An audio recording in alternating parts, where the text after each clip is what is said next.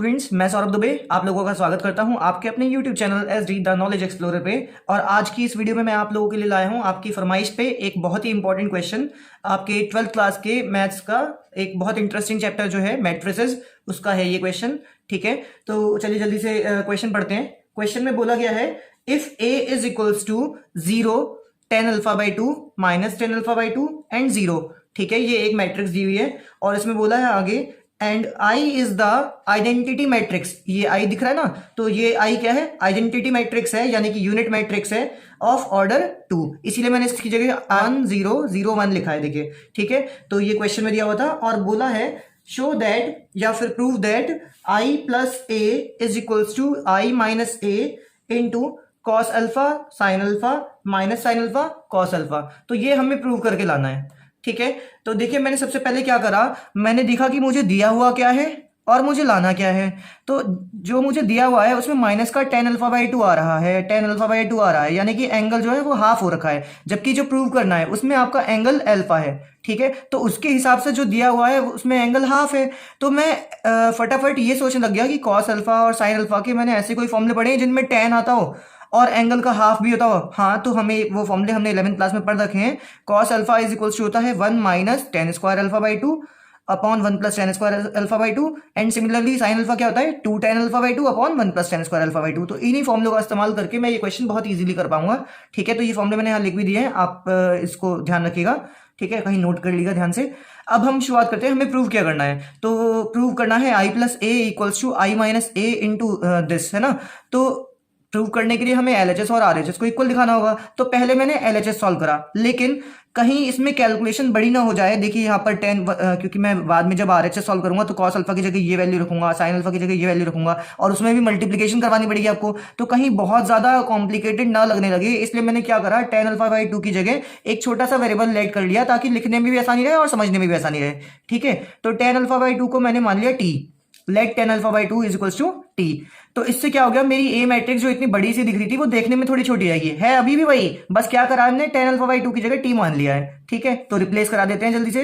तो ए क्या आ जाएगा आपका 0, tan अल्फा बाई 2 को t मान चुके हो, इसके लिए आप यहाँ पर t लिख देंगे, माइनस का t है ना, और यहाँ पर प्लस का t आएगा और ये फिर फाइनली 0। तो ये तो आपकी ए मैट्रिक्स हो गई छोटी वाली जो हमने कर दी अभी, है ना। अब एलएचएस निकाल लेते हैं। एलएचएस है अपना i प्लस ए। तो i प्लस ए निकालने अगर मैं जाता हूं तो i की जगह आ गया आपका 1 0 0 1, है ना, और प्लस ए की जगह अभी जो आपने ये लिखी थी मैट्रिक्स, ये लिख दी 0 माइनस टी टी 0।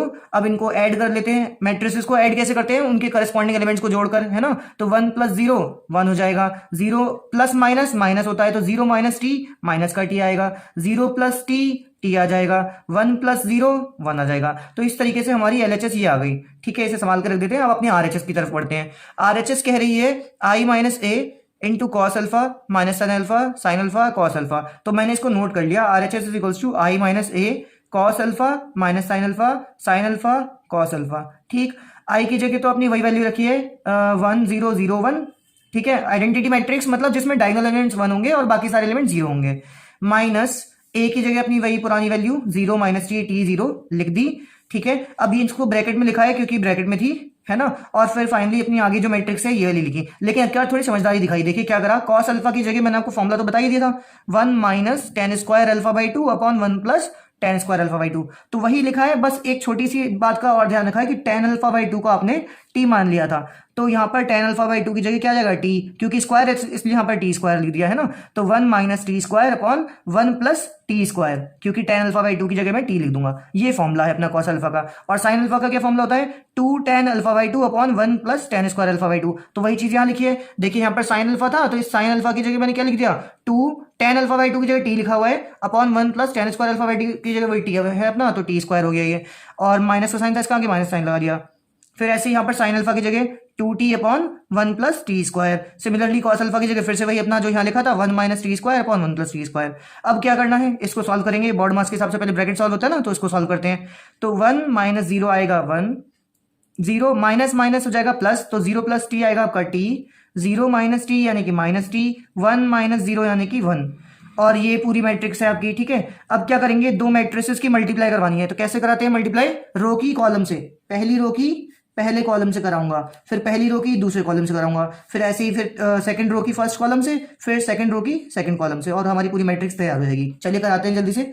तो पहली रो की पहले कॉलम से करा रहा हूं, तो 1 इंटू दिस आएगा, यही चीज आ जाएगी 1 minus T square upon 1 plus T square plus this into this, यानी कि 2t square upon 1 plus T square. तो पहली रो की पहली कॉलम से करा के यहाँ लिख चुका हूं मैं। अब पहली रो की दूसरे कॉलम से करा रहा हूं, ये क्या आएगा 1 इंटू माइनस का 2t upon 1 plus T square, तो ये आएगा माइनस का 2t upon 1 plus T square plus इसकी मल्टीप्लाई से कराऊंगा तो ये आएगा T minus T cube upon 1 plus T square. ठीक है, इस पहले रो की हो गई दोनों कॉलम से। अब हम सेकंड रो की कराएंगे, तो सेकंड रो की जब मैं कराने आता हूं तो ये आएगा माइनस का टी और माइनस माइनस प्लस, तो माइनस का T plus T cube upon 1 plus T square, और इसकी मल्टीप्लाई से होगी तो plus 2t upon 1 plus T square. ठीक है, ये हो गया सेकंड रो की आपकी हो गई फर्स्ट कॉलम से। अब सेकंड रो की सेकंड कॉलम से कराते हैं, तो ये minus minus plus 2t square upon में 1 प्लस टी स्क्वायर, इसकी मल्टीप्लाई इससे करा दी। अब प्लस इसकी मल्टीप्लाई इस वाले से होगी, तो ये आएगा 1 इंटू दिस, यानी कि 1 minus T square upon 1 plus T square. तो ये हमारी मैट्रिक्स आ गई। अब इसको बस खाली सॉल्व करना है, तो सॉल्व करते हैं जल्दी से। देखिए 1 minus T square, denominator same है, एलसीएम लेने की जरूरत ही नहीं पड़ेगी, तो क्या आएगा 1 minus T square plus 2t square upon 1 plus T square. ठीक है, अब इसको सॉल्व करते हैं, तो ये आएगा माइनस का 2t plus T minus T cube, ये लिख दिया अपॉन 1 प्लस टी स्क्वायर। ऐसे ही इनको सॉल्व कर लिया, ये आएगा माइनस का T plus T cube plus 2t upon में 1 प्लस टी स्क्वायर। ठीक है, और फिर वाला 2t square plus 1 minus T square upon में 1 प्लस टी स्क्वायर।